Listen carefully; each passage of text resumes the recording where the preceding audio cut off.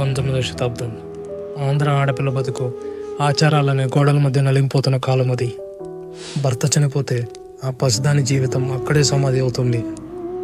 ఇలాంటి ఆచారాలని శాస్త్రం సాంప్రదాయం అన్నారు. అప్పుడే ఆ చీకటి ఆచారాలను ప్రశ్నిస్తూ ఒక గొంతు లేచింది. ఇది శాస్త్రం కాదు, ఇది అమానుషం అని గర్జించింది. ఆయన సంఘ సంస్కరణకు కంకణం కట్టుకున్నాడు. ఆ మహానుభావుని కలం సమాజం గుండెల్లో కత్తిలా దిగింది. ఆయన మాట అసత్యాలతో పోరాడింది, మూఢనమ్మకాల పునాదుల్ని కుదిపేసింది. కానీ ఆయన్ని సమాజం ఒప్పుకోలేదు, వెలివేసింది.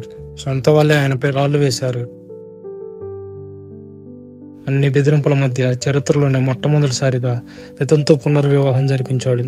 ఆయన తగిల్చింది కేవలం పెళ్లి మంటని కాదు, వేలాది బ్రతుకులకు వెలుగునిచ్చే విప్లవ జ్యోతిని.